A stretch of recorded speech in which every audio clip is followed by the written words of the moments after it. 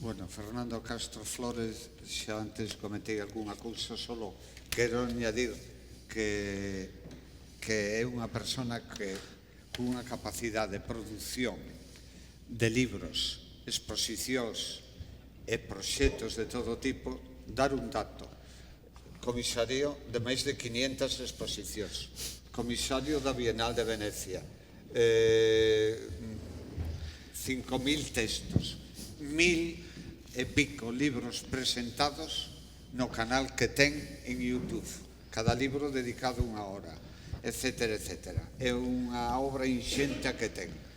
Digamos que probablemente é das 2 ou 3 personas máis importantes que hai na crítica de arte contemporáneo en España, en ABC, en revistas diferentes. E nada máis, creo que estás en internet.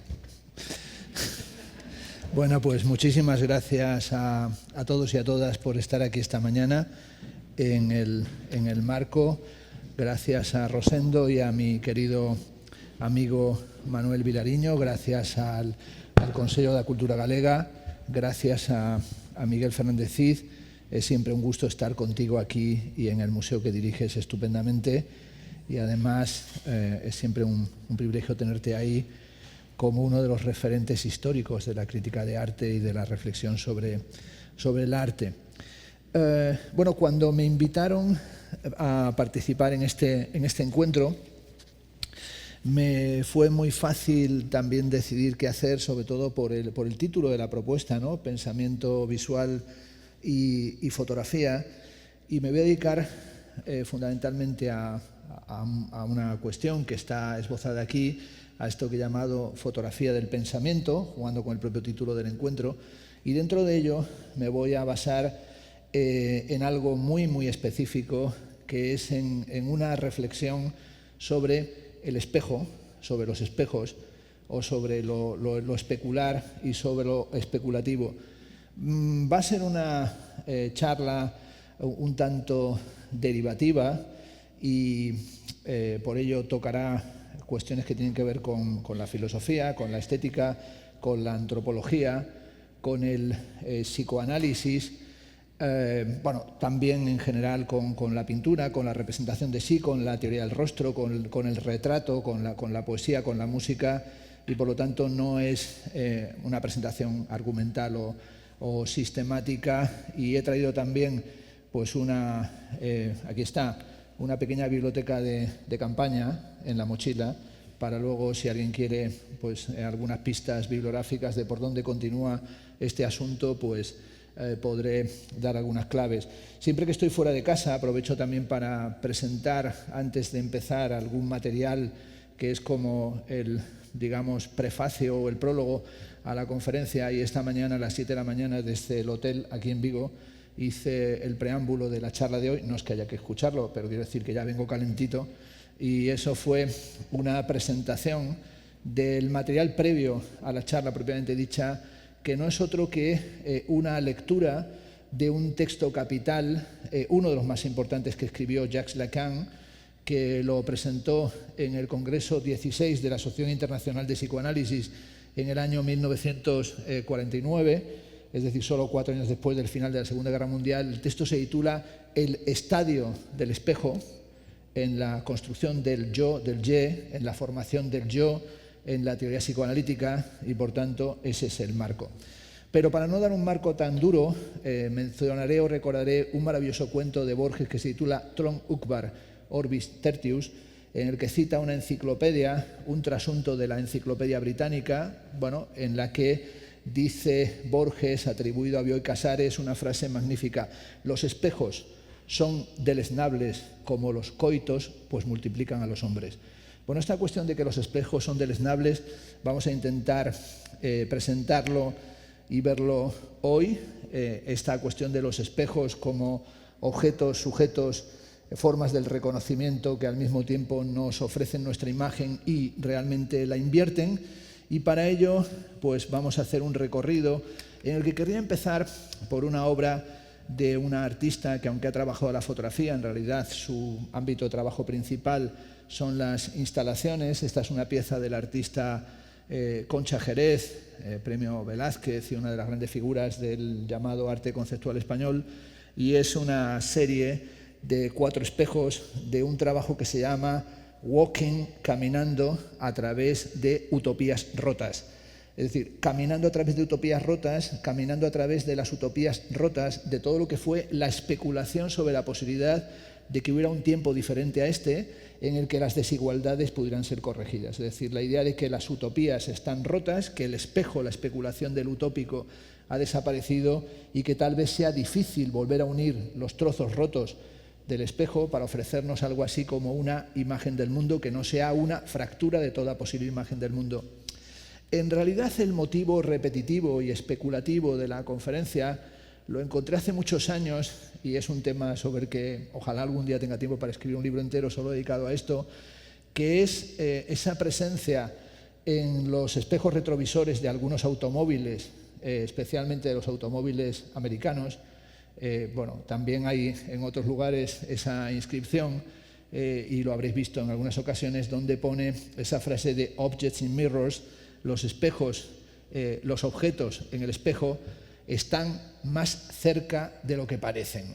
Bueno, yo he hecho cientos de fotografías de estos espejos en automóviles en mis estancias desde hace muchos años por dar clases en los Estados Unidos, y siempre me encanta, yo no conduzco automóvil y odio además los automóviles, pero me encanta estos espejos donde pone los objetos en los espejos están más cerca de lo que parecen. Vamos a buscar esa cercanía y qué son esos objetos que se encuentran en los espejos, sobre todo recordando que el objeto tiene algo de acontecimiento imprevisible, es decir, algo imprevisible aparece en el espejo.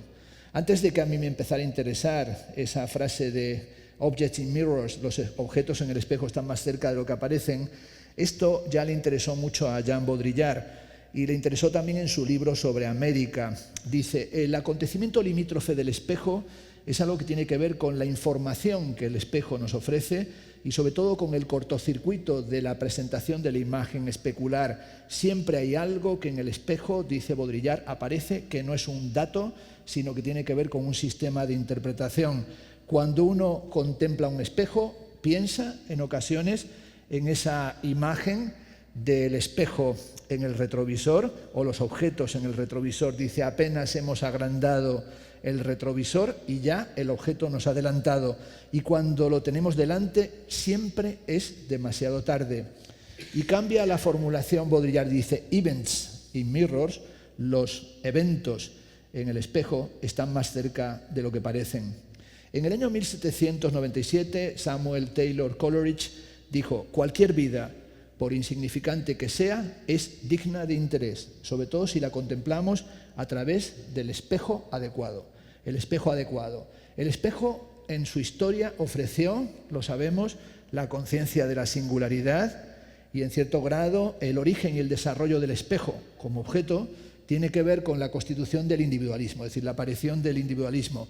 Sabemos cómo surgen los espejos, cómo fue surgiendo la industria del espejo, industria que generó grandes beneficios y que estuvo rodeada del secreto, las batallas entre los fabricantes de espejos en Venecia, especialmente en Murano, y sobre todo los franceses queriendo hacerse con la industria del espejo. En realidad no solo con la industria, sino que los franceses incluso llegaron a secuestrar a fabricantes de cristal y de espejos para llevarlos a Francia, para crear allí factorías, y sobre todo sabemos que en el origen del espejo, en la historia del espejo, tiene que ver con la aparición de dos cuestiones fundamentales, que son la aparición de la biografía como género literario y la aparición del retrato como género pictórico. Es decir, hay una historia de la biografía y hay una historia del retrato. Recientemente apareció el gran libro de Hans Belting, Faces, una historia cultural del retrato, donde nos explica cómo llegó a empezar a practicarse ese arte singular del retrato y sobre todo esa misión del conocimiento de sí, de la especulación sobre lo que somos y sobre todo cómo aparece en la biografía, en el retrato, alguien que tiene lo que se llamaba en latín dignitas, dignidad. Es decir, un sujeto es digno de ser contado, de narrar su vida o de que alguien la narre, pero sobre todo es alguien que tiene que ser o puede ser representado, sea este sujeto un condottiero, un conquistador, un artista, un escritor, un príncipe, un emperador. En realidad, tal vez uno de los referentes más importantes en esa dignitas, ¿no? En esa dignidad del sujeto para trazar un retrato, un autorretrato, una biografía, es Michel de Montaigne. Vindicado en muchos momentos, ¿no? Pero nunca suficientemente vindicado, dado que Michel de Montaigne inventa algo que es fundamental en la modernidad, y es que Montaigne se aparta de toda la escolástica y se aparta de toda la tratadística precedente e incluso crea una mutación fundamental en el devenir del pensamiento especulativo filosófico. Dirá en sus famosos ensayos, en esos ensayos que escribe entre el año 1582-1588, que decidió ocuparse de aquello que mejor conocía. Decidí, dice Montaigne, ocuparme de aquello que tenía más claro y a la mano. Incluso dice, aquello que tenía más cerca y enfrente de mí. Esto es, decidí ocuparme de mí mismo. Lo que inventa Montaigne es nada más y nada menos que el ensayo. El ensayo como forma fundamental del pensamiento de la modernidad frente al tratado escolástico, frente a la suma teológica, frente a la argumentación de carácter aristotélico silogístico. Lo que hacen esos maravillosos ensayos Montaigne es un balance de su época, pero sobre todo un examen especulativo de aquello que él significa, una autobiografía extraordinaria, ensayística y desordenada, donde dice: voy a dibujar las líneas de mi vida por confusas que éstas sean, por desordenadas que se encuentren, y voy a hablar especialmente de mis circunstancias. Cuando nuestro José Ortega y Gasset diga más adelante o sintetice su pensamiento en El Espectador, yo soy yo y mis circunstancias, en realidad está recuperando el origen del ensayo en la época de Michel de Montaigne. El hombre puede centrarse en sí mismo, especular sobre sí mismo para enfrentar algo que no lleva a las certezas, sino, como dice Montaigne, cuando uno contempla su imagen en el espejo, esa imagen hace que no encuentre certezas, sino que solamente encuentre un ámbito de absolutas perplejidades. Dice Montaigne: yo me estudio a mí mismo. Este es el tema de mi metafísica, eso es una broma, es el tema de mi física. Es ahí donde entiendo el mundo sin necesidad de apelar a otra cosa. Es una posición, aunque no lo parezca, realmente desafiante, casi blasfema o casi herética, porque esa otra cosa en la que no se apoya es nada más y nada menos que el libro de los libros, esto es, la Biblia. Esto es, voy a hablar de mí mismo sin apelar a la teología y sin apelar a la historia de la filosofía, que es, en realidad, esclava y sierva de la propia teología. En la advertencia al lector dice: yo mismo soy el objeto de mi libro. Desde el Renacimiento lo sabemos, no vamos a adentrarnos más en esto, la cuestión de la vida privada deviene una categoría fundamental de la existencia, de la conciencia y del arte, y aparece lo que podríamos llamar la geografía mental del individuo y del sujeto, y sobre todo va a tomar mucha importancia la literatura del yo, y la literatura del yo en el Renacimiento, como bien demostró Jacob Burckhardt en su libro La cultura del individualismo, la cultura del hombre en el Renacimiento italiano, es el contrapeso a la ideología del cosmopolitismo, que en esa época comenzaba a tener grandes seguidores. Bueno, también dando un paso hacia atrás, es decir, aquello contra lo que reaccionaba Michel de Montaigne, sin duda, ese desarrollo del ensayo, de la especulación, de la literatura del yo en la época del Renacimiento a través de Montaigne, tiene que ver con una resistencia a lo que serían los modos de especulación previos. Aquí nos encontramos con una de esas bellísimas representaciones de la divinidad en la forma del Pantocrator, y aquí habría que recordar que la aparición del espejo, o la aparición del espejo a través de las formas de la representación y la especulación, es la de que el espejo tiene siempre características simbólicas. La civilización antigua no ha mostrado al hombre su propia imagen más que un reflejo incierto, volveremos sobre ello, como es el famoso episodio mitológico en las Metamorfosis de Narciso y sobre todo la constitución del narcisismo.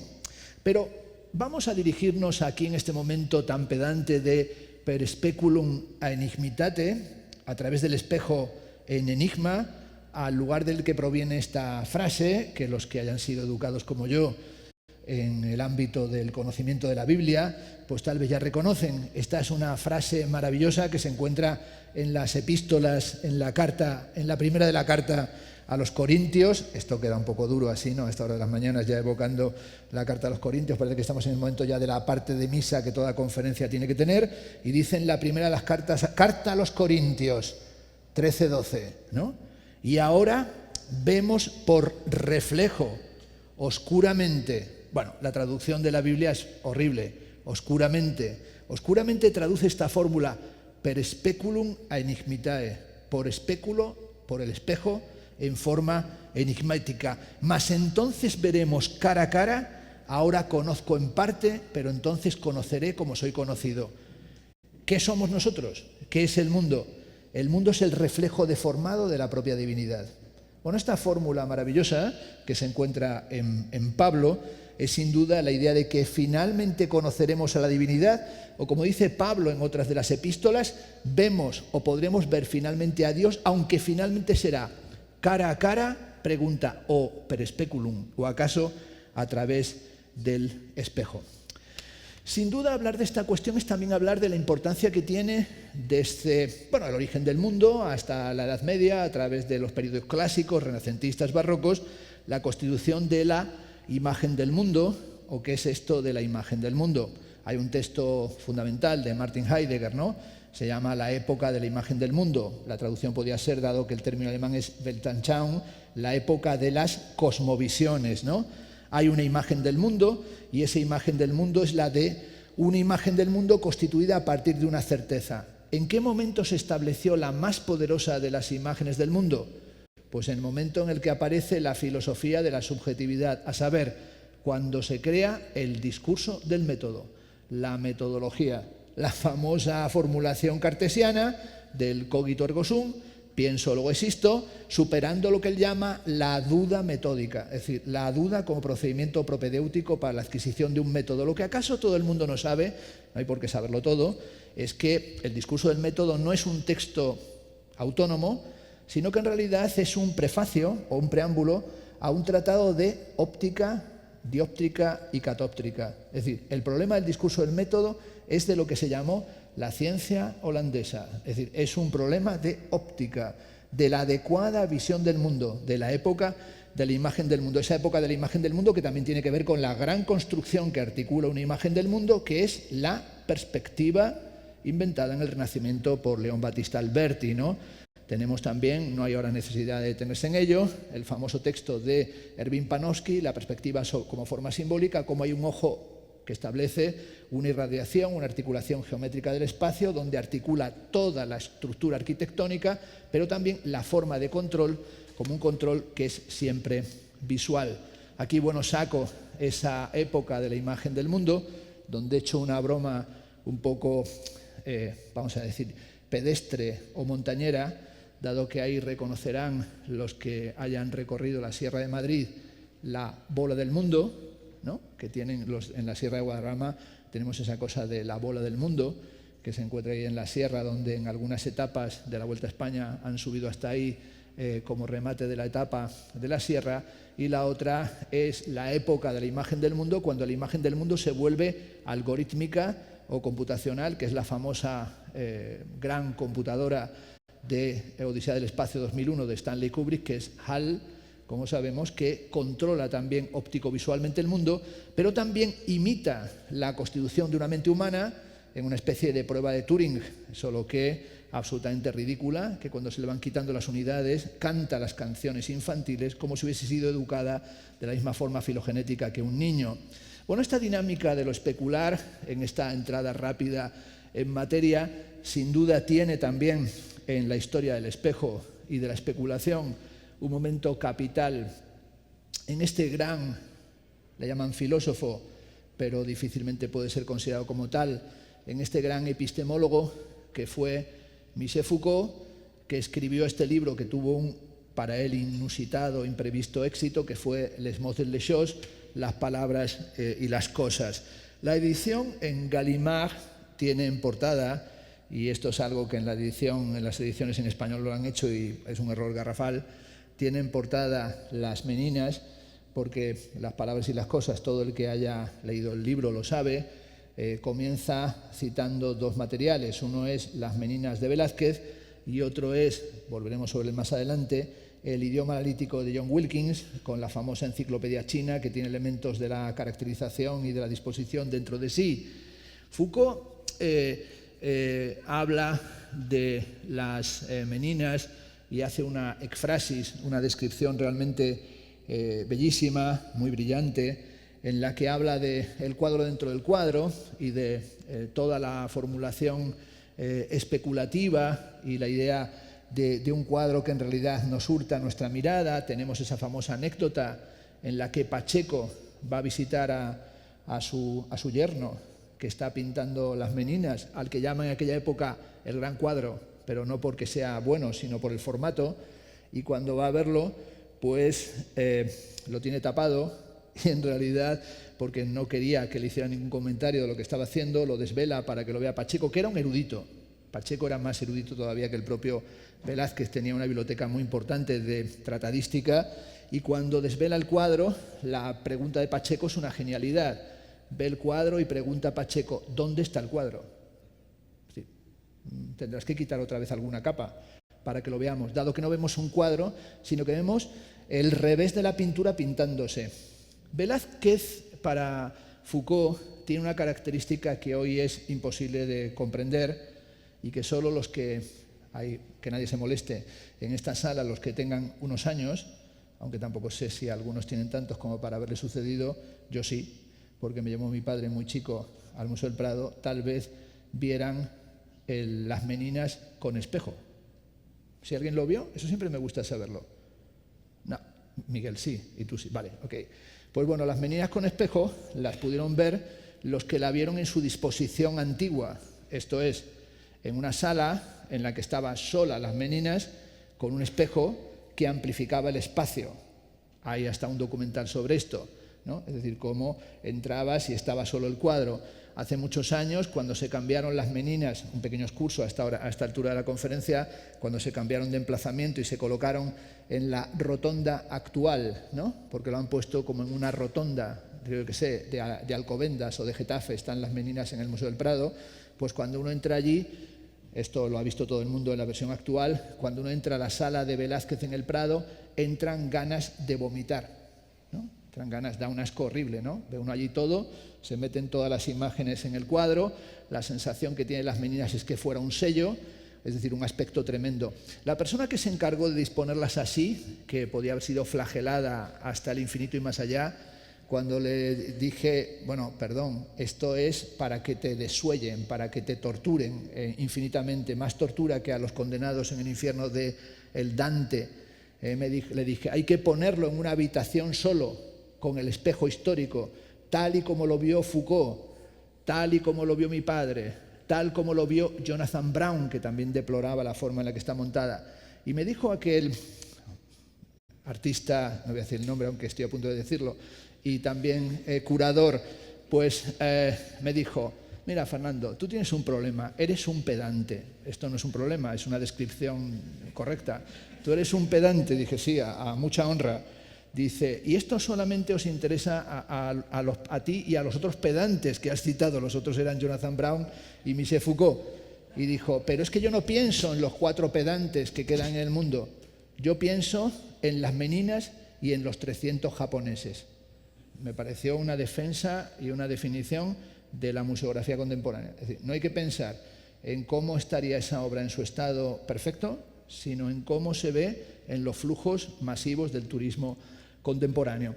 Bueno, esta es la heterotopía especular de este objeto tan extraño, que es el objeto del espejo, de esta historia del espejo, bueno, de estos espejos que en realidad es una técnica que fue perfeccionándose desde el final de la Edad Media, aquellos espejos que estaban forrados en plata, los que ya empezaron a hacerse con placas de vidrio, aquellos espejos que se hicieron por artesanos de Venecia y también por artesanos de Nuremberg, aquellas galerías de cristales, por ejemplo, que se harán en Versalles, y sobre todo ese espejo que se fue convirtiendo en el objeto más preciado en las colecciones. De hecho, cuando uno estudia la historia del espejo, se da cuenta de que era lo más lujoso, lo más caro, lo más importante que había en una colección, a veces eran los espejos, algunos de ellos absolutamente diminutos, es decir, pequeñísimos, porque no era todavía posible realizar espejos de gran tamaño. Los espejos fueron desde el principio muy importantes para los artistas. ¿Qué hubiesen hecho o qué hubiese sido de la historia del arte sin esos espejos? Y sobre todo en lo que es la larga, impresionante y maravillosa historia del autorretrato. Pensemos, por ejemplo, en un artista tan crucial como es el caso de Rembrandt, del que tenemos más de 80 autorretratos, que en realidad, cuando uno ve la secuencia completa de la historia de los autorretratos de Rembrandt, es la historia de la temporalidad y cómo el tiempo va dejando marcado su propio rostro, ¿no? Hay un texto maravilloso de Jean Genet, ¿no? Pintando como Rembrandt, siempre, dice Genet, con los pies pisando mierda de vaca, ¿no? Esta idea de que estaba pintando en un establo, pero sobre todo cómo el tiempo se iba apoderando, cómo la herrumbre del tiempo se iba apoderando de su rostro, ¿no? Pintar es enfrentar el pánico del desarrollo de la propia vida. Hemos visto antes la imagen en la portada del libro de Foucault, Les mots et les choses, las palabras y las cosas.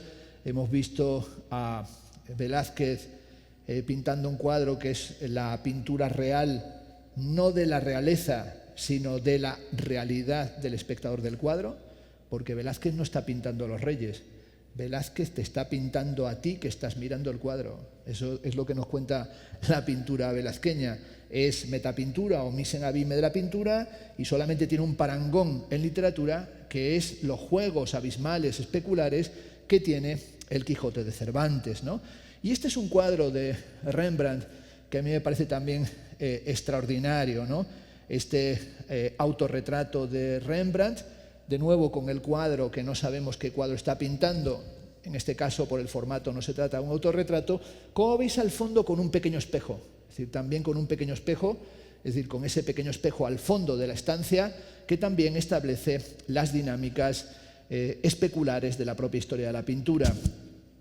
Este está considerado como el primer retrato de la historia de la pintura.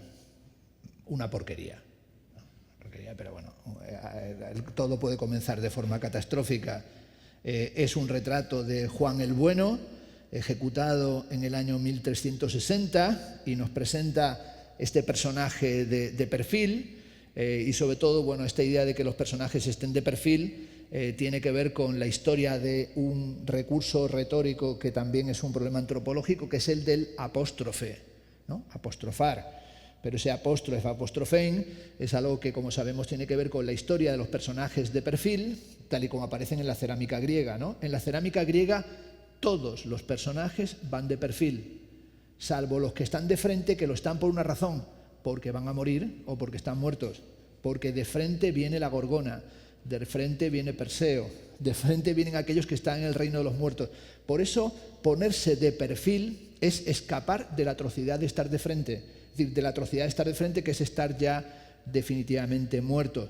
Desde este primer autorretrato, desde este primer retrato, la historia del retrato ha dado muchas vueltas, y sobre todo tenemos esas imágenes incluso de los retratos que dan la vuelta al cuello, es decir, que miran hacia atrás, como en el maravilloso retrato de la joven de la perla, de Johannes Vermeer, y sobre todo cómo crea ese espacio de adentro, un espacio en el que la propia perla genera reflejos y luminiscencias, pero la perla es un tercer ojo añadido al carácter especular de la mirada de la mujer que vuelve la cabeza. Es decir, en los propios ojos tienen un carácter de ojos especulares.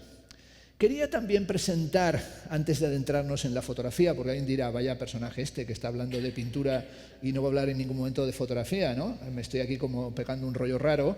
Quería presentar, antes de entrar en la fotografía, uno de mis cuadros favoritos, del pintor favorito de una cierta época, y sobre todo del gran crítico de arte Diderot. Denis Diderot decía que el mejor pintor que él había conocido nunca era Chardin, y el pintor de las cosas quietas, ¿no? De los pequeños detalles. Y aquí tenemos este cuadro de Chardin, que el jovencito lo titulan a veces de la pompa, que como vimos está haciendo con un cañamazo, con una caña, está haciendo una pompa, y es un motivo clásico de la historia de la simbología, o de la emblemática, esto se llama el homo vula. Esto es, la vida es una pompa de jabón. Es decir, nuestra vida es una pompa de jabón. Creemos que estamos consiguiendo algo, pero somos como una pompa de jabón que en cualquier momento se pincha y desaparece para siempre. El cuadro es una maravilla y sobre todo ahí estoy marcándolo tanto por ese momento del instante detenido, ¿no?, de la captación de un momento en el que está la pompa de jabón en el momento más amplio que pudo tener, y está asomándose el hermano pequeño, que él también quiere hacer pompas de jabón, pero no asoma todavía a la altura de la ventana. Yo creo que es una anticipación de Chiquito de la Calzada, pero es una interpretación libre del personaje. Pero como veis, está ahí el niño como, soy pequeño, pero a ver si me deja ya mi hermano mayor que haga yo también pompas de jabón para tener esa extraordinaria conciencia de la finitud.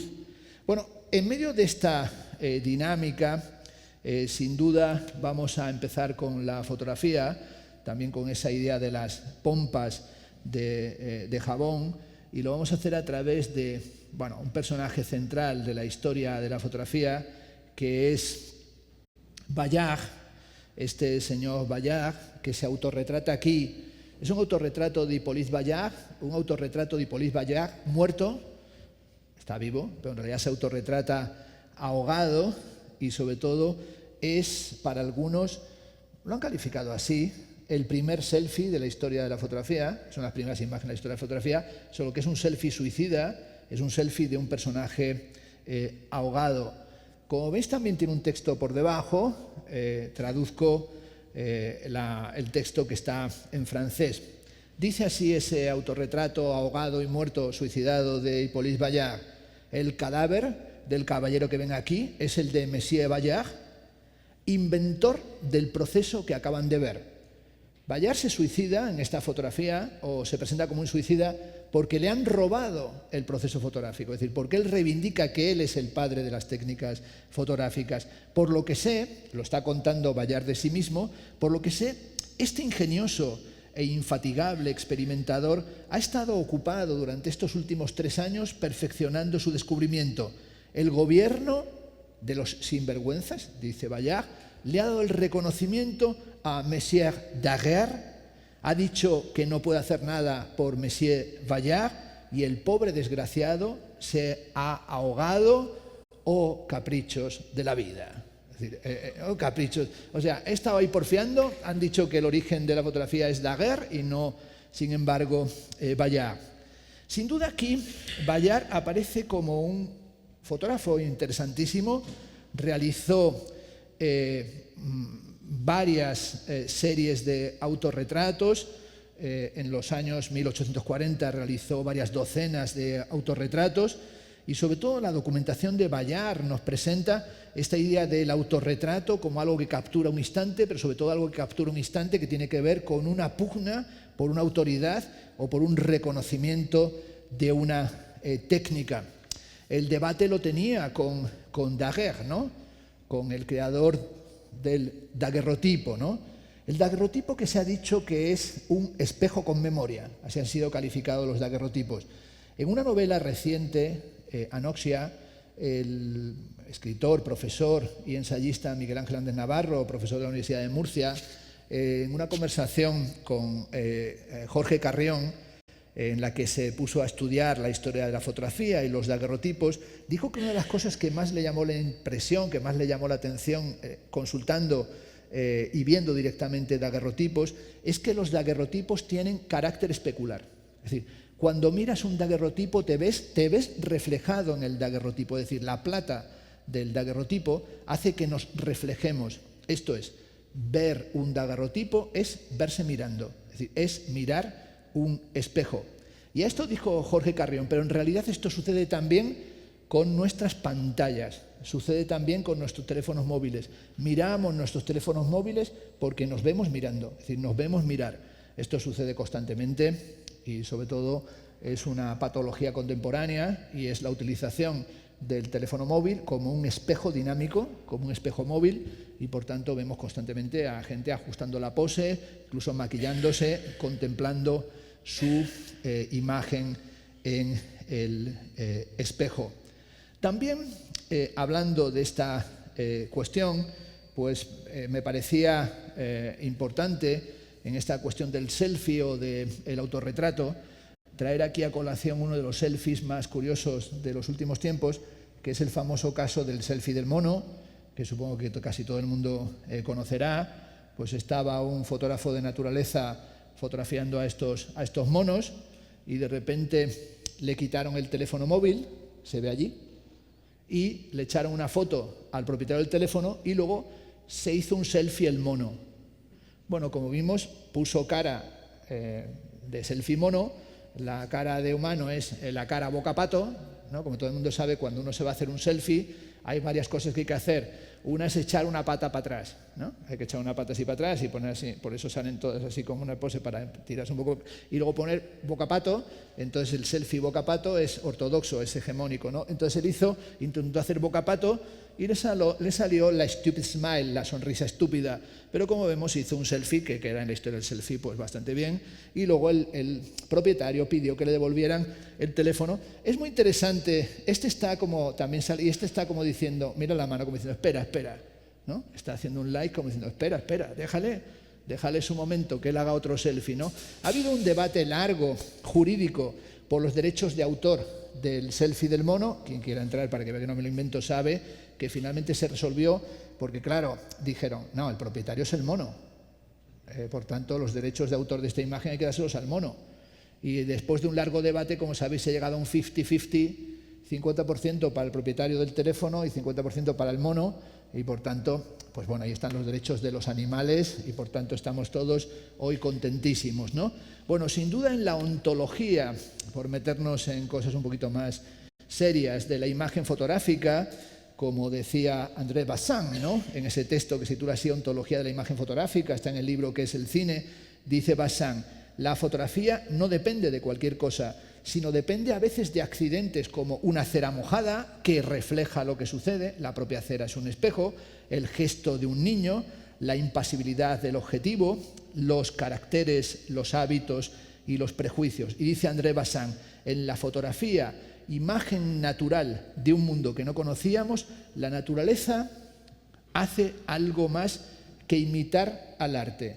La naturaleza, gracias a la fotografía, dice André Bazin, imita al artista. Bueno, no solamente imita al artista, también nos implica a nosotros en la propia especularidad, como sucede, por ejemplo, con el artista Michelangelo Pistoletto, vinculado al arte povera, que tiene tantas y tantas obras en las que el tema central es la especularidad, la especulación, pero también la introducción del espectador en el ámbito de la propia representación artística. En una jornada, esta la primera de ellas, sobre fotografía y pensamiento, no podríamos dejar fuera de tratamiento al que sin duda ha sido uno de los grandes pensadores de la historia de la fotografía, o uno de los grandes pensadores de la fotografía, que es Roland Barthes. Casi se puede decir que la secuencia de la reflexión o del pensamiento fotográfico, ¿no? Pensamiento visual y fotografía, es la de que el libro más importante inicial de la reflexión sobre la fotografía es el libro de Susan Sontag, On Photography, sobre la fotografía, un libro maravilloso que todavía ahora merece la pena leer y que yo para estas jornadas me volví a leer entero, y además tengo la copia dedicada por ella porque tuvimos muchísima amistad y es muy emocionante.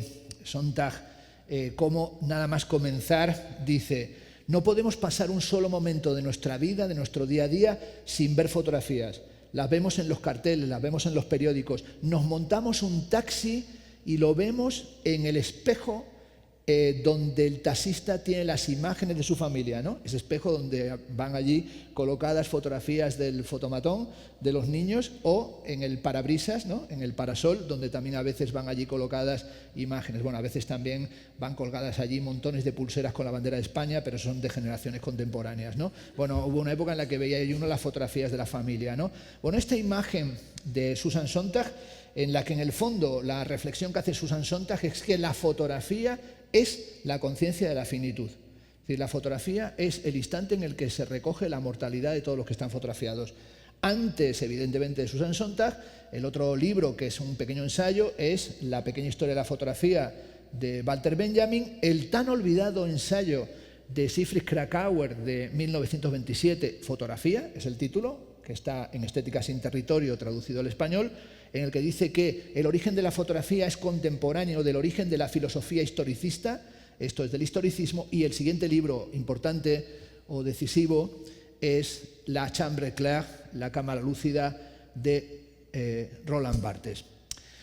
Un libro que, como sabemos, se suele decir que trata de fotografía, pero en realidad, siendo uno de los más bellos ensayos que se han escrito en la segunda mitad del siglo XX, no es un libro sobre fotografía.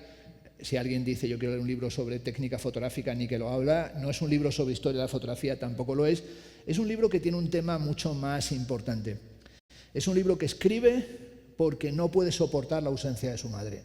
Su madre ha muerto y a raíz de la muerte de su madre, con la que estaba muy unido, decide buscar la imagen única de todo lo que su madre había significado para él. Bueno, es esta búsqueda la que trata y traza La Chambre Claire, y por tanto no trata de fotografía, trata del luto y la melancolía.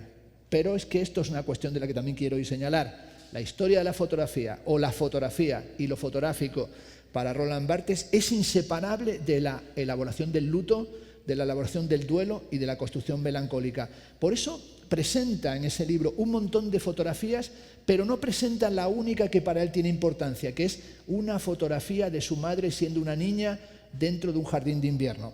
Al empezar el libro dice, la fotografía es lo automaton, es lo automático, pero la fotografía se puede tratar de dos maneras, a través de lo que él llama el studium, la imagen general, o a través del punctum. Este término se emplea constantemente para hablar de la fotografía, el punctum.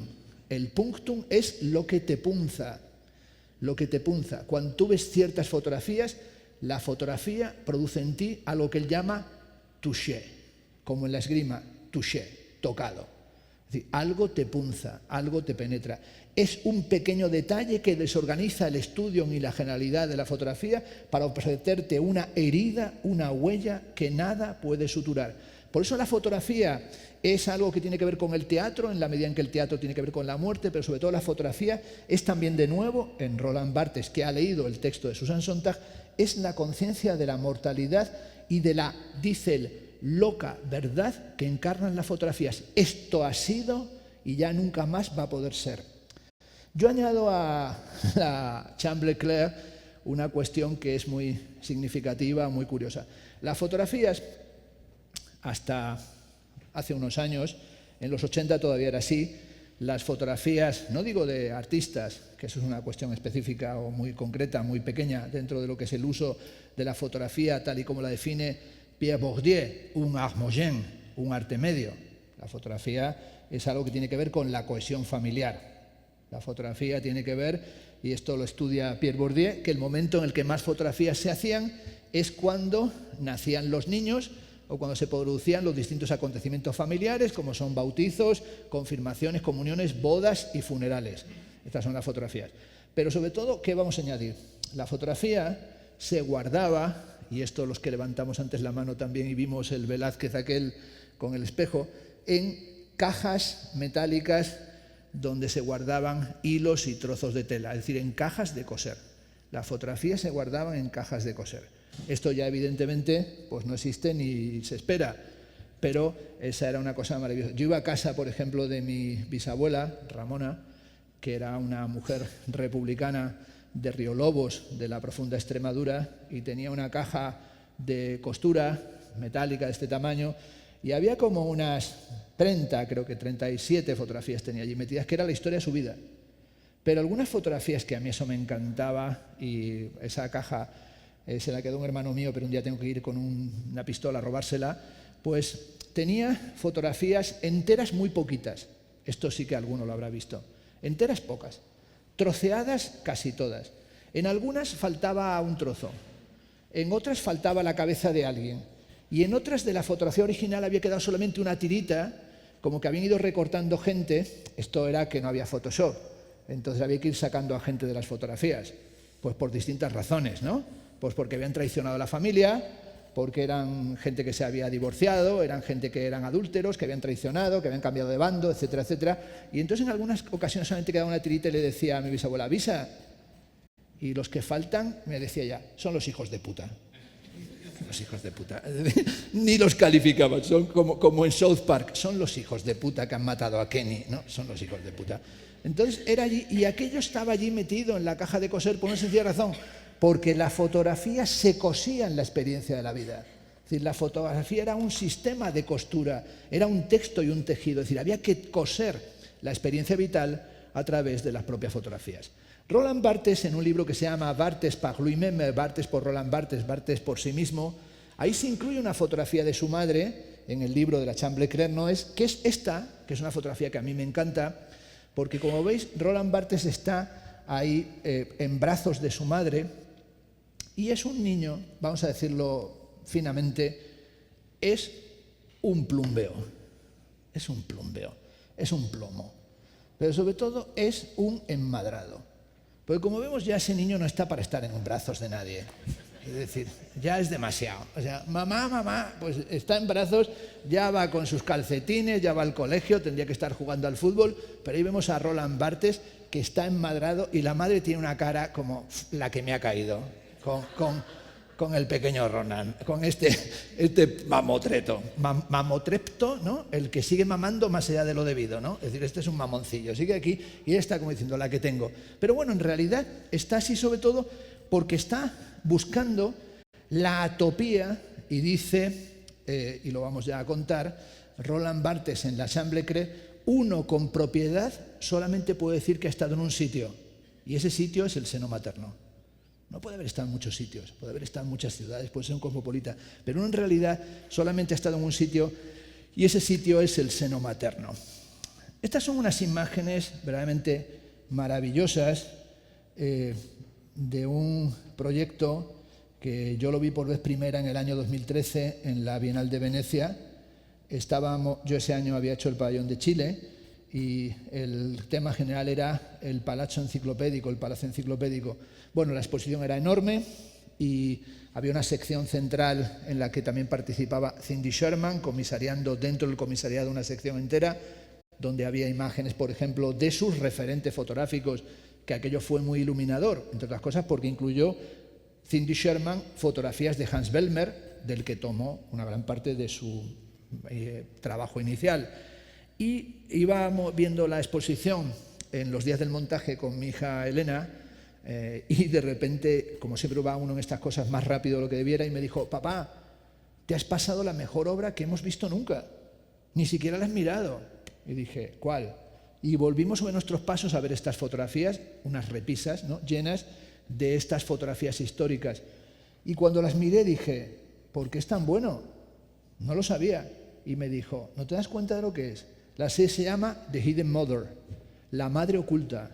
Son fotografías, y es una serie maravillosa de fotografías de la historia de la fotografía que recopiló Linda Frechy-Nagler, en la que recopiló fotografías de niños pequeños. Y la madre oculta es que ahí están, debajo de esas telas, ahí están las madres. Es decir, era la exposición prolongada para poder hacer la fotografía, requería que los niños estuvieran quietos y por lo tanto ella buscó cientos de fotografías donde las madres están cubiertas por cortinas, están cubiertas por alfombras, están mimetizadas con los sofás y con los sillones, desaparecidas, sosteniendo al niño, hablándole, cantándole, acariciándole para que se pudiera hacer la fotografía. Y vemos ahí la madre oculta, la madre velada, que sin duda esta madre oculta en la historia de la fotografía del siglo XIX nos habla de un tema que Roland Barthes nos saca, porque sin duda no se dio cuenta de que detrás de todas las fotografías está oculta la madre, o está esta madre oculta que tan importante es. Sin duda esto tiene que ver con la cuestión también del objeto. Esto es muy lacaniano. En su ensayo La función de objeto dice, un objeto, dice Lacan, es siempre un objeto perdido. Solamente nos damos cuenta de lo importante que es un objeto cuando lo hemos perdido. Un objeto que puede ser un sujeto. Y solamente nos damos cuenta de la importancia de la gente a la que hemos querido cuando la perdemos. Es decir, mientras está con nosotros, ni siquiera lo valoramos. Esto sucede también con las llaves, ¿no? Como la famosa cuestión de dónde están las llaves, que uno pierde las llaves en casa, que además siempre están donde las dejaste. Te tiras insultando a todo Cristo en tu casa, te cagas en lo más alto y lo más bajo, y al final vuelves a la entrada y allí están las llaves, y te dicen, estaban aquí. Dices, no, cariño, me las has escondido por putearme por la mañana, para hacer que me cabree, pero aquí están. Es decir, es el famoso tema de la carta robada, que siempre está, que siempre se encuentra donde siempre estaba. Bueno, este meme me gusta. Nada está realmente perdido hasta que tu madre no puede encontrarlo. Es una verdad como un templo, porque ya lo puedes buscar tú, que si tu madre no lo encuentra es que ya ha desaparecido para siempre, y que es en realidad la idea de que toda carta siempre llega a su destino. Este es el tema de Edgar Allan Poe, interpretado por Lacan, ¿no? El tema de la carta robada. Y toda carta, dice Lacan, siempre llega a su destino, sobre todo si no la has enviado. Es decir, tú no mandas una carta y esa carta llega a su destino. Ni siquiera tenías que haberlo enviado. Bueno, en realidad vamos a dar un salto desde lo que es aquella época en la que toda carta llega siempre a su destino hasta Maluma Baby, que como sabéis tiene muchos temas dedicados a la fotografía. Uno es este maravilloso que es Hawái. Yo hice en YouTube una interpretación metafísica de Maluma. Me costó bastante tiempo estudiar a fondo su obra, pero como sabéis Maluma tiene problemas aritméticos, ¿no? Muchas veces canta esa canción, no sabíamos si éramos 3, 4, 5 o de cama, ¿no? Es decir, pero aritmético. En el fondo los sumatorios de Maluma son complicados.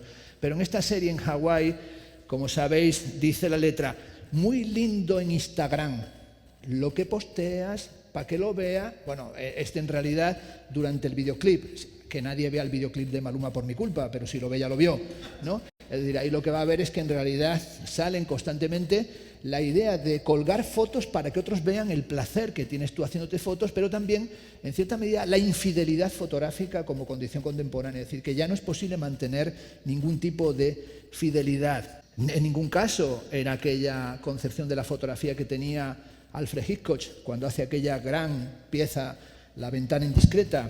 Gerard Bachmann dice, aquí apareció una nueva raza humana, ¿no? El voyeur contemporáneo, es decir, aquel que desde la condición del handicapé, desde una silla de ruedas, fotografía una fachada contraria en un edificio enfrente de su casa y va encontrando las formas de vida que allí se encuentran, pero sobre todo el intento de pensar esas ventanas, que son ventanas que nos permiten penetrar en el espacio del otro, esas ventanas que se van volviendo ventanas indiscernibles en la facialización de la arquitectura que se produce, por ejemplo, en la fotografía de Andreas Gursky, ¿no? Es decir, frente a la fachada de La ventana indiscreta, las ventanas de Andreas Gursky, o un gran artista de la especularidad y de la especulación, y hasta, me atrevería a decir, de lo fotográfico, que es Marcel Duchamp, que tiene una gran cantidad de obras, de las pocas que hizo, una gran cantidad de ellas dedicadas a las ventanas, como sería el caso de Fresh Widow, Ventana Fresca, Viuda Fresca, que vemos aquí, Ready Made,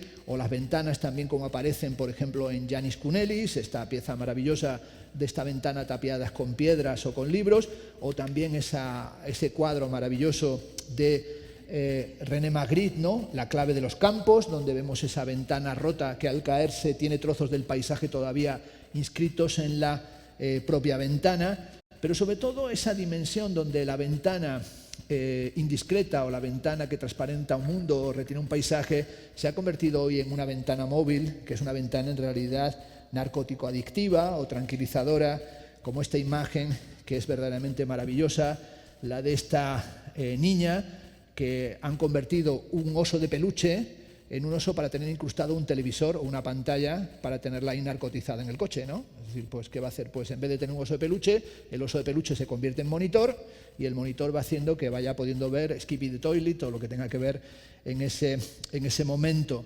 Bueno, en realidad, todo el tema de la especulación de hoy también tenía una parte, podríamos decir, poética, que sería la idea de que en el fondo nos ocupamos durante toda nuestra vida o intentamos durante nuestra vida volver la cabeza para tratar de ver algo que se nos escapa, porque no tenemos siempre un retrovisor a mano, volver la cabeza, como sucede en el caso de Orfeo y Eurídice, que nos encontramos aquí con Orfeo y Eurídice en la representación de Orfeo sacando a Eurídice del reino de los muertos y volviendo la cabeza en el último momento para devolverla al reino de la muerte, pero también la fotografía en la que vemos esta imagen, ¿no?, de volver la cabeza para ver el cuerpo deseado o el cuerpo del deseo, pero también esa dimensión en la que, volviendo la cabeza, con lo que nos encontramos son con las imágenes atroces de nuestra época, como sería ese retrovisor que nos recuerda, por ejemplo, las famosas fotografías de Richard Drew.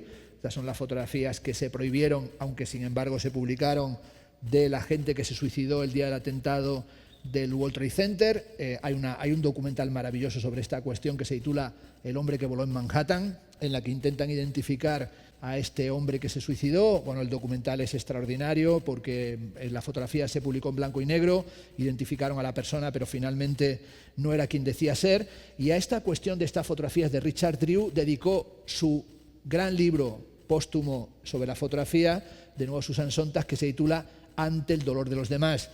Si el libro inicial, On Photography, se basa en las fotografías del campo de concentración de Auschwitz, o el motor inicial es la visión de las fotografías del campo de concentración, el libro final es una reflexión sobre por qué nos gusta ver imágenes de crueldad, es decir, por qué nos gusta ver imágenes del sufrimiento de los demás, desde Platón hasta la contemporaneidad, es decir, por qué nos gusta contemplar el sufrimiento ajeno. En la portada de la edición Alfaguara está una imagen de los desastres de guerra de Goya, y esa imagen que pone Goya, yo también lo vi, ¿no? Es decir, cuando dice este destrozo, yo también lo vi.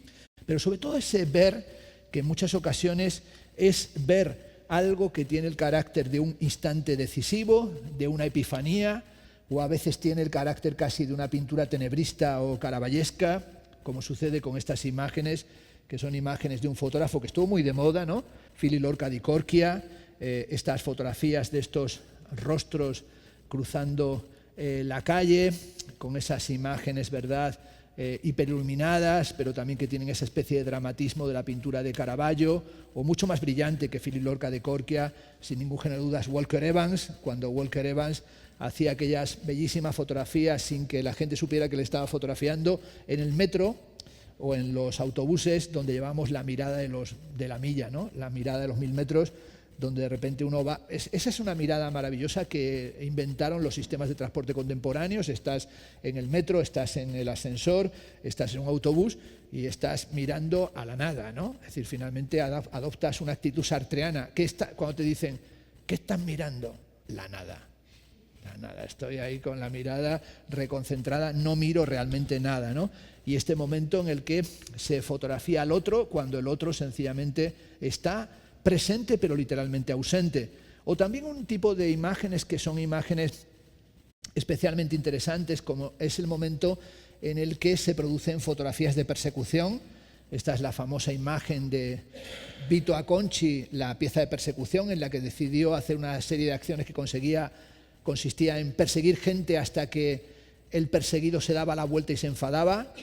Es una actitud un poco de ser un plasta también, un pesado, ¿no? Pero ahí vemos persiguiendo gente por la calle, esas fotografías, o las imágenes de Alexei Brodovich, que cuando estaba convaleciente en War Island decidió hacer también una serie de fotografías de pacientes que estaban con él en ese psiquiátrico, empleando una cámara que tenía escondida dentro de una cajetilla de cigarrillos. Y sobre todo este fotógrafo del que aquí saco esta serie colocada en el suelo, Alex Brodovich, hoy es menos conocido dado que era el compañero de trabajo de Richard Avedon, y Avedon sí que ha sido un fotógrafo que ha tenido mayor trascendencia. En la misma línea que Vito Acconci, con mucha más repercusión, tenemos aquella serie mítica de Sophie Calle, la serie de persiguiendo por la calle a una persona, contratando a su vez a un detective privado. Bueno, Sophie Calle decide perseguir a una serie de gente y contrata a un detective privado por teléfono, y entonces le dice, mira, quiero que vigiles a esta persona, la persona a la que quiere que vigiles a ella misma. Y entonces le manda un informe en el que le dice, la persona a la que estoy espiando es, sin ningún género de dudas, una espía. Es decir, ella es una espía, es una autoespía, es una espía de sí misma. Bueno, la serie es muy bella. También es muy bello porque dio lugar a una novela excepcional de Paul Auster que se titula Leviatán. Bueno, aquí también podríamos entender que esta cuestión de la persecución tiene que ver con lo que la fotografía supuso como fotografía policial. En estas jornadas vamos a hablar de muchas cosas. Evidentemente, la idea de fotografía, pensamiento visual, es que, como sabemos, cuando Arago presenta la fotografía a la Academia, no la presenta como una técnica artística, sino como una técnica científica. Es decir, piensa que va a contribuir al desarrollo de las ciencias. ¿Y cuál es la ciencia que más se benefició, o una de las que más se benefició de la aparición de la fotografía? Pues lo policial y pericial. Es decir, el famoso señor Berthollin va a desarrollar el método de crear estas fotografías policiales. Es, por tanto, un sistema de parametrización social de lo que llamará Foucault cuadrillaje. Por tanto, los orígenes de la fotografía tienen que ver con la policía y los sistemas de identificación. Es decir, la idea de que la fotografía aparece como un sistema artístico que viene a combatir con la pintura o con el dibujo es una fantasía, es decir, es una bagatela, es decir, eso no tiene ningún sentido por ahí continuar pensando. Es un sistema, eso sí, que tiene que ver con procesos especulativos, con toda certeza. Esos procesos especulativos y del espejo y lo especulativo que, por ejemplo, en este caso se materializan en esta conocida obra del artista Chema Madoz, pero también con la visión pública, es decir, con la imagen de la visión pública, tal y como lo encontramos, por ejemplo, en las obras de Cindy Sherman, que es una de las grandes artistas, una de las grandes creadoras de la fotografía contemporánea. Aquí tenemos su serie de los Stills, donde investiga en los estereotipos de las imágenes de la mujer, donde aparece como planos de fotografías posibles, donde ella se mimetiza o se camufla, donde aparece, por ejemplo, aquí leyendo una carta, en una imagen que tiene mucho casi de lacaniano, o especialmente me interesa la portada que le dedicó la revista Art News en el año 1983. La pregunta que está ahí muy brillante en esta fotografía en su estudio es: Who does Cindy Sherman think she is? ¿Quién cree Cindy Sherman que es ella? ¿Quién cree que es esta? ¿O quién se cree que es Cindy Sherman? Esto es, ¿quién es la Cindy Sherman real? Porque ahí en su estudio la vemos también con una peluca. Es decir, vemos ahí por detrás una máscara y vemos también esa construcción de la identidad. Es decir, lo que vemos en su estudio no es nunca la Cindy Sherman real, sino siempre Cindy Sherman enmascarada o metamorfoseada. Leí un ensayo recientemente, el ensayo de David G. Torres, ese ensayo que acaba de sacar, que se titula El ojo espejo, la autoría, el collage y el comisariado, y en él cita un ensayo que no he leído pero que me ha gustado, una frase. Es de una autora que se llama Mariona Pujol Miravents. El texto se titula El placer como práctica de resistencia, y dice una frase que es como para tatuársela. Dice: el interior solo es importante si eres una croqueta. Me parece una frase para... Esta es la síntesis de la conferencia. El interior solo es importante si eres una croqueta. Por eso siempre con la gente, pero ¿qué poco interior tienes? Es que no entiendo tu interior, no comprendo lo que te pasa en el interior. El interior solo es importante si no es una croqueta. Es decir, a partir de ahora, cuando venga alguien con interioridades, dice, ¿te interesan mucho las croquetas? Y dejas a la gente fulminada. Es decir, en vez de soltar la frase de Valéry, lo más profundo es la piel, mejor lo de la croqueta. Porque lo de lo más profundo de la piel se va a liar la gente, ¿no? Pero sin embargo lo de la croqueta lo va a entender hasta el que esté absolutamente empantanado o encebollado, ¿no? Aquí vemos a Dwan Michaels haciéndose pasar por Cindy Sherman en una serie ¿Quién es Sidney Sherman? Es decir, jugando con la identidad de Cindy Sherman, pero también recordándonos, como hacía Barbara Kruger, el placer sádico de la mirada y el deleite que a veces nos encontramos en la pérdida de los otros, ¿no? Esa Barbara Kruger que sobre todo también trabajó sobre el gran artista de la superficialidad, de la ausencia de interioridad, que es evidentemente Andy Warhol. Esta es una serie de Barbara Kruger, ¿no? Not Cruelly Not, en la que nos presenta esa idea de no es suficientemente cruel porque únicamente es superficial. Y una pieza absolutamente maravillosa, redescubierta por la artista malagueña Elo Vega, que es esta pieza que hizo Cindy Sherman, No Radio, y que es una obra verdaderamente buenísima, en la que se inspira en un gran pintor valenciano-malagueño, que es Enrique Simonet. No sabemos si realmente fue al Museo de Málaga. Esta es una pieza del Museo del Prado, pero que está en el Museo de Málaga, es la pieza cumbre que está allí. Yo ahora hago una exposición el 3 de julio en Málaga, anuncio, que se titula Con el corazón en la mano. La obra, el título popular es Y tenía corazón, y es una obra que es maravillosa. Se pudo ver en la exposición sobre arte del 19, Transformación Social en el Prado recientemente, un cuadrado en el que vemos al anatomista que acaba de hacer la disección de una mujer y tiene el corazón en la mano, pero bueno, el cuadro tiene todo un montón de pequeños detalles. Uno de ellos, el fundamental, el punctum del cuadro, es que la mujer es pelirroja. Es decir, y eso ya es fundamental, dado que si es pelirroja es una prostituta. Es decir, y esta cuestión de estamos viendo el corazón de una prostituta es también todo aquello que tiene que ver con la historia de la pintura en relación con el higienismo y también en el intento de ir combatiendo la prostitución, pero también con la representación de la mujer todavía en el siglo XIX.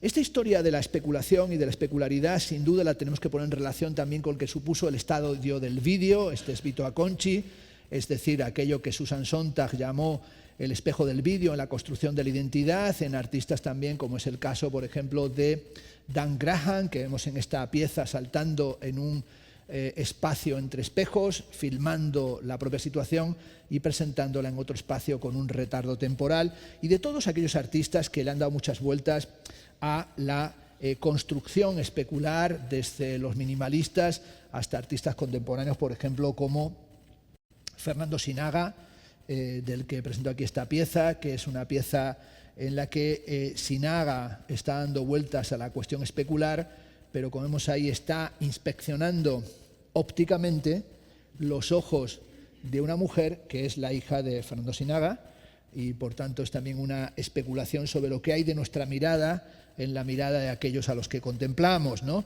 Esa cuestión que es la que, como decíamos esta mañana, me tenía entretenido, que es la cuestión del estadio del espejo en la construcción del semblante, la imago, frente a un mundo que nos rodea, que es un mundo destruido, que es un mundo fracturado, tal y como aparece, por ejemplo, en La Dama de Shanghái, ¿no? Con los famosos espejos rotos y con esa idea de trotear la imagen en el espejo, o por ejemplo en el cine, en esa imagen maravillosa de París, Texas, de Wim Wenders, en la que, bueno, esta es una de las imágenes más bellas de la película, finalmente ese personaje que ha atravesado los desiertos se encuentra con su mujer que trabaja en un peep show y está hablando con ella a través de una superficie especular que para él se transparente y para ella solamente tiene carácter especular, y en un momento dado ya le dice él a ella: parece mentira, no me has reconocido.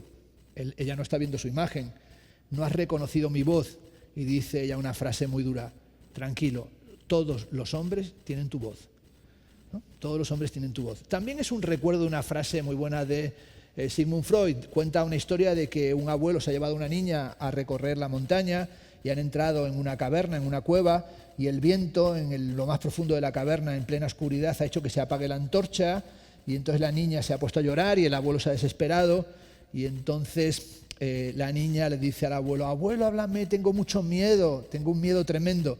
Y le dice el abuelo, que es un pragmatista, le dice: no llores, que voy a intentar encender otra vez la antorcha. Y la niña lo dice: no, abuelo, cuéntame algo. No, ya encenderé la antorcha. Y dice la niña: donde está tu voz se enciende una luz. Es decir, la voz es a veces más importante que la propia imagen. La voz nos ilumina, pero también nos ilumina en medio de las contradicciones especulativas, como en este caso Marcel Duchamp, delante de esa obra especular y transparente y opaca que es el Grand Verre, en la exposición en el Museo de Pasadena que hace en los 60 con Walter Hobbes, jugando al ajedrez con este tablero, con Erika Babatz delante del Grand Verre, o también mirando a través del cristal de los espejos de los oculistas, o en esta obra que es central, que es una fotografía de Man Ray, pero realizada por encargo de Marcel Duchamp. Es una obra que firman los dos, que se titula Criadero de polvo, de la que hay una versión en el Instituto Valenciano de Arte Moderno, ¿no? Lo podéis apreciar, el gran vidrio en la parte inferior, donde está el molino de chocolate, la deslizadera, los moldes mágicos. Durante una temporada dejó abierta las ventanas del estudio para que el polvo y todo lo que es la inmundicia fuera pintando el gran vidrio, dada su actitud claramente antirretiniana, y consiguió finalmente dejar esos pigmentos especialmente en la zona de las matrices de Eros, es decir, en esa curva de conos que vemos en la parte inferior central del Grand Verre. Hay una anécdota muy buena de Dalí. Dice que él le dio esta idea del criadero de polvo a Duchamp. Es mentira, pero si non è vero ben trovato, porque Dalí es más brillante como inventor narrativo que como pintor, en mi opinión, pero de repente dice: yo le di esa idea un día que estábamos juntos por Bélgica en la Guerra Mundial. Esto se lo había soñado Dalí, es mentira, no había sucedido nunca, y le dije: tenemos que conservar todos los fluidos corporales. Por ejemplo, ¿por qué no ponemos unas canaletas desde la boca de los conferenciantes para que la saliva que sueltan los conferenciantes al hablar vaya conduciéndose hasta unas grandes presas para la industria hidroeléctrica. Es una idea muy brillante, ¿no? Saliva, para hacer como una especie de pantano de saliva, y entonces allí no habría apagones, gracias a eso no se iría nunca más la red eléctrica. También le dice, bueno, también tenemos que coger la cera de los oídos y tendremos cera para velas, ¿no? Con el cerumen, también es una idea buena. Y la mejor de todas, de las de Dalí, que dice que se la ofreció a Duchamp, es ¿por qué no recopilamos la pelusa de los ombligos masculinos y no quebrará el sector textil catalán? Esta es una idea brillantísima, ¿no? Es decir, bueno, pelusa de ombligo, pues que es masculino porque el femenino no hace pelusa, eso es al nivel masculino no, por lo menos de momento, es decir, esto no es machismo, es una realidad, ¿no? El ombligo masculino genera una cantidad de pelo y pelusa extraño, pero si eso no se tirara, que se ha tirado durante eras, se hubiese conservado, tendríamos un sector textil bollante, ¿no? Abrigos de pelusa de ombligo, que no lo ha hecho nadie, pero que sería, es una idea para Adolfo Domínguez, ¿no? O para otros de ese sector, ¿no? En el fondo vamos a ir dándole salida a esta cuestión, ¿no? Vamos a ir terminando. Tenemos esa especulación, que a veces son libros de arena, esa especulación que a veces es el cuerpo visto a través del agujero de un portón de Cadaqués, o bien la especulación que nos lleva hasta el origen del mundo, ese cuadro que por cierto era propiedad del doctor Lacan, antes de ser más adelante propiedad del Estado francés y estar actualmente, como todo el mundo sabe, en el Musée d'Orsay. Ese mundo especular o especulativo que se fue sintetizando progresivamente para convertirse finalmente en reality show, tal y como lo encontramos en Warhol, que Warhol era él en todos los sentidos un ser especular. Recordemos aquel famoso tema de la Velvet Underground, quiero ser tu espejo. Es decir, esta es la portada de Warhol para la Velvet, quiero ser tu espejo, pero sin duda ese estado indicial o ese estado especular contemporáneo ha cambiado mucho con respecto al espejo renacentista, barroco, velazqueño o de Rembrandt, y hoy estamos en ese estado indicial del arte en el que en realidad todos los acontecimientos contemporáneos son acontecimientos en los que somos voyeurs interactivos y sobre todo ya no es ni la foto ni la pintura, sino el tiempo real, ese tiempo del reality show. Estas son imágenes de la Isla de las Tentaciones, este fulano que ha dado imágenes maravillosas. Bueno, cada año aparece uno que parece que supera a los demás, pero esto es difícil ya ir superándose en esta dimensión que llamaríamos la dimensión de la espectacularidad 2.0, que es en realidad la de la vida online, es decir, de esa vida online en la que estamos corriendo como si estuviéramos en una cinta de correr en un gimnasio, pero que en realidad es la rueda del hámster, en la que todos los posteos y fotocomentarios contemporáneos son en realidad nulidades o modos de la metaimagen que no aportan finalmente nada. Esta es una de las imágenes más viralizadas de la historia contemporánea. Supongo que todos los que sois más jóvenes conocéis de sobra esta imagen, y se trata de una imagen en la que salen estos hermanos, bueno, que son pequeños, y entonces es una situación que todo el mundo ha visto en algún momento, en la que el hermano mayor pues está molestando al hermano pequeño, pero los hermanos pequeños son traicioneros. Es decir, todo hermano pequeño es un traidorcillo.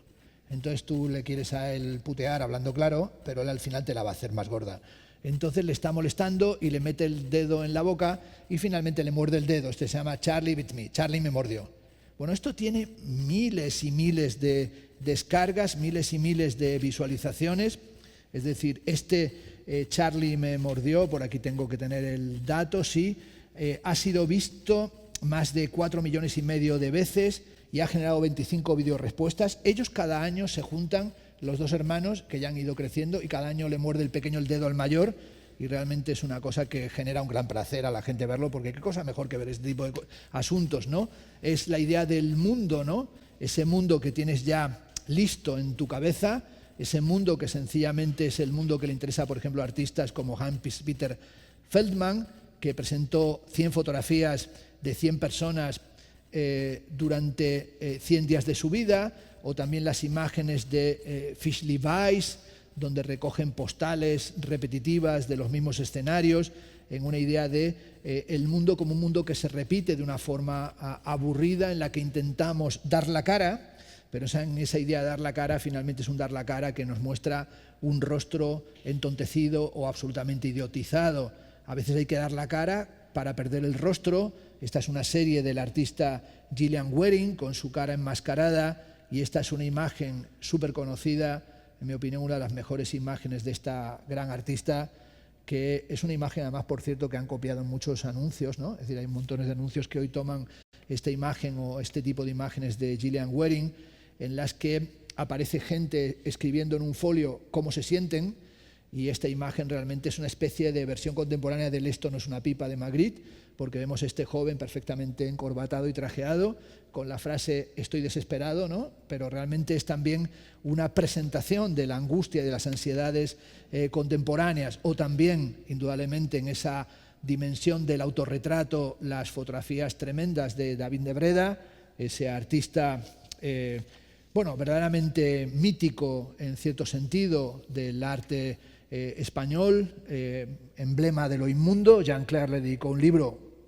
atacándole, evidentemente, pero desde que se presentaron estas imágenes de David de Breda, que sigue vivo, por cierto, que sigue vivo, aunque todavía no sabemos en qué anda David de Breda, porque el día menos esperado reaparecerá, a lo mejor con esta o con otro tipo de fotos o con otro tipo de imágenes, dado que en una época hasta hacía fotografías en placas de cristal con la habitación cerrada a oscuras, es decir, que es uno de los artistas más inquietantes y extraños, y también trastornados, evidentemente enfermo mental, ¿no? También es esa dinámica en la que el arte tiene que ver inevitablemente con el miedo y con la pavimentación del miedo. Esta es la serie que hizo Bernardí Roig en la lonja de Palma de Mallorca, fotografiando a montones de gente para colocarla como pavimento, para colocarla como en suelo, pero también la idea de la fotografía como algo que tiene que ver con el deseo de mirar de cerca. Esta es una serie de Luis Pérez Mínguez y Antoni Socias, en esa idea de acercarse y mirar de cerca. Si durante la sesión de hoy, esta conferencia derivativa, he hablado del Estadio del Espejo, lo he mencionado, tan importante como el Estadio del Espejo es el Estadio de la Sombra. Víctor Stoiquita dedicó un libro entero a esto, al Estadio de la Sombra. El origen de la pintura, según Plinio, es la sombra del amado en el muro, esto es la esquiagrafía, y esa sombra del amado en el muro es también la idea de la sombra como un deseo de estar todo lo cerca que se pueda estar del ser querido. John Berger y Katia Berger tienen un libro muy bello, Tiziano, Ninfa y Pastor, en el que dicen el arte siempre ha querido estar cerca. Hemos querido estar cerca de la gente a la que deseamos, y sobre todo la cercanía más importante es espiar el sueño del ser querido, espiar lo que sueña el ser querido, sea este nuestro hijo, sea nuestro hermano, sea nuestra amante, sea nuestra madre, espiar el sueño del ser querido. Esta es la famosa pieza La sombra de Pablo Picasso, en mi opinión uno de sus mejores cuadros de los periodos finales, en el que vemos la sombra del amado espiando el sueño del objeto del amor desnudo. También, sin duda, la meditación sobre el rostro es la meditación sobre el rostro y la rostredad o la rostrificación, sobre la extrañeza y la alteración del rostro. Estas son las famosas hermanas Papin, a la que dedicó Jean Genet su obra Las criadas, ¿no? Objeto de estudio también para Lacan, ¿no? Estas criadas que se fotografiaron, tenemos la fotografía de ellas dos vestidas con el traje de criadas, y después de asesinar a sus señoras, que se pusieron unos kimonos, ¿no?, orientales, con el pelo ya desordenado, como diciendo nos hemos soltado finalmente la melena. Y de nuevo esa imagen del espejo como un espejo deformante en esta serie maravillosa de Duane Michels, del que hace poco hemos vuelto a ver una exposición en Madrid. La fotografía es el arte de lo inquietante, en el sentido freudiano, lo familiar que se ha vuelto extraño por causa de una represión, de lo inquietante y lo secreto. Esta imagen es muy buena, la de este tipo con estos bigotes de inspector, ¿no?, decimonónico, contemplando una obra a través de ese muro de tela.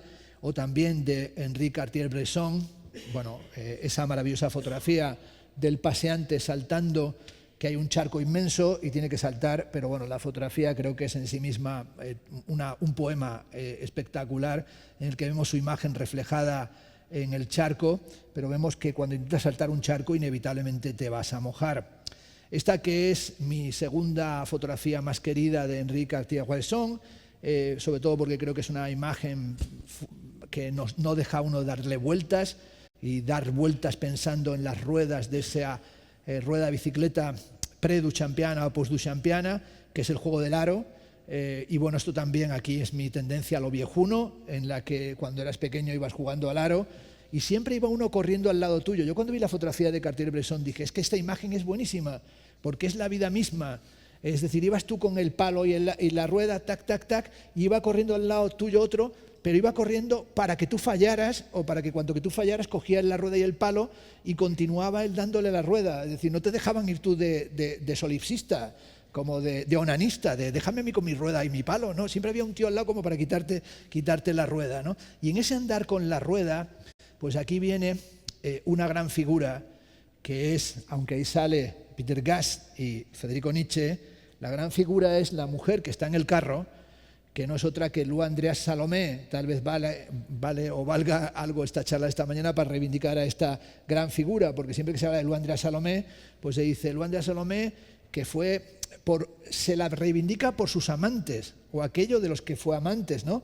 Que fue amante, sí, de Sigmund Freud, que fue amante de Gustav Mahler, que fue la tutora y la que orientó y guió nada más y nada menos que a Rainer Maria Rilke, ¿no? Una de las mujeres más extraordinarias de su época y que también llevó a maltraer a Federico Nietzsche, que estaba perdidamente enamorado de ella. Pero en realidad lo que me parece más importante es que Lou Andreas Salomé escribió el que sin duda es uno de los mejores libros de la historia sobre el narcisismo. Es decir, que es una de las grandes figuras en el estudio del narcisismo y sobre el erotismo, al que dedicó otro gran libro. Y sin embargo, el narcisismo y las disputas primordiales en torno al narcisismo encuentran en Lou Andreas Salomé su gran espacio, que aparece ahí dando con el látigo, jugando a tener dos que tiran del carro, que son uno de ellos Federico Nietzsche. Y esta que es la fotografía que yo más amo de toda la historia de la fotografía, que es una fotografía también de Henri Cartier-Bresson, que es una fotografía que tiene un título bastante curioso, Valencia, ¿no? Valencia se titula esta fotografía, ¿no? Es esa imagen de este niño en Valencia, pero una imagen de la que no tenemos más noticia, en ese muro desconchado, en ese muro de cal, pero que está ya ennegrecido, pero que es una imagen del éxtasis. Es decir, si nos fijamos en la posición de las manos, del cuerpo, de la boca, es una especie de éxtasis casi como de Teresa de Ávila, y es una sensación de que en medio de esa erosión y de esa destrucción es posible todavía el éxtasis o el reencuentro del objeto perdido, porque tal vez nunca tuvimos, como dice Zizek, lo que hemos perdido. Y lo que hemos perdido es no solo la imagen del mundo, sino la posibilidad de pensar una imagen del mundo en la que nosotros estemos incluidos. Por eso, en una reflexión sobre el espejo, no podía faltar la imagen de Taxi Driver, de Scorsese, de Robert De Niro, en ese «me estás hablando a mí», ¿no? Es decir, cuando está ensayando a hacer el malo delante del espejo, ¿no? Y está desenfundando, «Are you talking to me?» ¿Me estás tú hablando acaso a mí? Pero estas imágenes que estamos viendo, pictóricas, fotográficas o poéticas, en realidad tienen una imagen previa y primordial que no es otra que la imagen de la gorgona, la imagen de la medusa. Esto es el apóstrofe originario, ¿no? Esa idea de la medusa atrapada, podríamos decir fotográficamente, atrapada especularmente en el escudo especular de Perseo, autodecapitada, es decir, un apóstrofe en el que ella misma se autopetrifica, ¿no? Y este apóstrofe, bueno, esta es la famosa Gorgona, Medusa de Caravaggio, que se encuentra en el Palazzo de los Uffizi, que es una obra maravillosa porque además está pintado en un escudo. Es decir, no es un retrato de la Medusa, es un retrato del escudo de Perseo, es el escudo de Perseo. Es decir, finalmente tenemos el escudo en el momento en el que la Gorgona está atrapada y está decapitada, o también esta imagen impresionante, que es el famoso autorretrato de Courbet, pintado en el espejo, en el que Courbet se autorretrata en el año 1845 y se titula Retrato de un hombre desesperado, él mismo contemplándose en el espejo, ¿no? Con los ojos bien abiertos, reflejando su imagen en sus propios ojos, pero en una idea de la angustia como aquello que aparece en el reflejo especular. Esta es una imagen mítica en la historia de la comunicación y de los medios de comunicación o de la televisión. Es una imagen del 15 de julio del año 1974 en la televisión en Florida, ante decenas de miles de espectadores. La presentadora del telediario, que tenía en ese momento solo 29 años, Chris Chubbuck, se suicida. Ahí vemos cómo saca la pistola y se pega un tiro. Y esta imagen, que fue la primera imagen de una presentadora de telediario que se suicidó, abrió una cadena de suicidios y desde entonces este gesto del presentador suicidándose se ha convertido en una imagen que ha tenido una larga historia. Quería haber puesto también aquí la imagen del Joker, ¿no? La imagen del Joker matando también a Robert De Niro en la película El Joker. Vamos de verdad a ir cerrando de nuevo con el espejo del fondo de las Meninas, el espejo de los reyes que con tanto esmero hicieron que apareciera. Cuando se estaba haciendo la restauración y quitaron los barnices históricos de las Meninas, una de las cosas que más se insistió era que había que aclarar el espejo del fondo del cuadro. Esto fue una obsesión. Había que hacer que se viera bien a los reyes. A medida que se fue quitando los barnices, vieron que cada vez se les veía menos y llegaron mensajes desde las altas instancias: que no desaparezcan bajo ningún concepto. Si es necesario, que los pinten de nuevo. Es decir, no vaya a ser que acabemos con la monarquía. Es decir, hay que pintar allí a los reyes que están en el fondo, a los que se ve ahora pues pintados por mano contemporánea, ¿no? Esa idea de un idioma analítico, que es evidentemente el idioma analítico de John Wilkins, de este Borges, que decía, como ya hemos recordado, que los espejos son deplorables como los coitos. Sin duda, una de las grandes representaciones del espejo y de lo especular es el narcisismo de Caravaggio, en el que vemos aquí esa metamorfosis de Ovidio. Además, como veis, el reflejo crea un círculo en el que está escrito la propia especulación o la propia dimensión especular, pero también esa dimensión, digamos, de lo narcisista como origen de la pintura, así lo consideraba el propio León Battista Alberti. A la carrera, uno de los grandes fotógrafos que se ocupó más de la fotografía especular o especulativa, que es Lee Friedlander, que hizo retratos y autorretratos sin parar. El famoso fotolibro de Lee Friedlander es el portrait, ¿no? Autorretrato, en el que fotografía una y otra vez su imagen en el espejo, desde la época en la que es joven hasta esta época en la que ya es alguien pues, de más edad, fotografiándose en los espejos en los cuartos de baño de los hoteles o poniéndose a veces una máscara, o también en esta imagen que nos recuerda, es una fotografía del 65, la pose es una mímesis de Hippolyte Bayard, ¿no? Con los calzoncillos, sentado y también autorretratándose ahí en esa actitud así como de medio abandono, o también en algunas ocasiones fotografiar su sombra, estadio del espejo, estadio de la sombra, o también en estas fotografías en las que se fotografía desde la cama en el espejo con las imágenes de las fotografías familiares, o Friedlander, que fue consecuente hasta el final, también las fotografías en el lecho de la muerte, ¿no? Es decir, enfermo ahí con todos los tubos por medio, Friedlander también fotografiándose con todos los dispositivos médicos, en una versión contemporánea hacia Friedlander, en realidad lo que había hecho el propio Rembrandt, fotografiándose, pintándose, autorretratándose en el espejo a la edad de 63 años.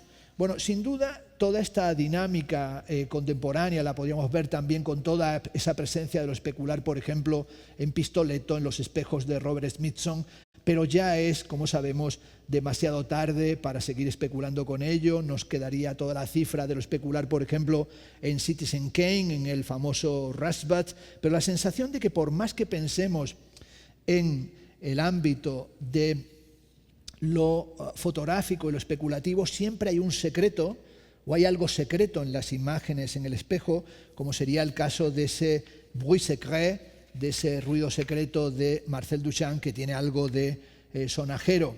Bueno, por volver a la pintura histórica, en este momento final, este cuadro maravilloso del año 1864 de Gustave Moreau, que es el enigma de la Esfinge y Edipo. Ahí tenemos a la Esfinge y a Edipo, pero como sabemos, el enigma que nadie era capaz de resolver, el famoso enigma, es el enigma más sencillo de todos. ¿Cuál es el animal que camina a 4 patas al amanecer, a 2 al mediodía y a 3 al atardecer? La respuesta del enigma de la Esfinge es la más sencilla: Zoanthropos, el hombre.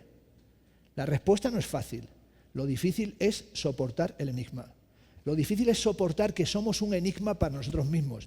Es decir, el hombre es un enigma, el hombre no resuelve ningún enigma. Por eso nos movemos hoy en los absolutos delirios postcartesianos, desde el compro luego soy, al I think therefore I am, es decir, a ese delirio postcartesiano que vemos aquí de Billie Eilish, cuando hizo esa versión postcartesiana contemporánea, o también a la famosa película El fotógrafo del pánico de Michael Powell, ¿no? Aquel fotógrafo que fotografiaba para captar el instante de la muerte, ¿no? Y fotografiaba con una bayoneta para matar y para reflejar el instante de la finitud.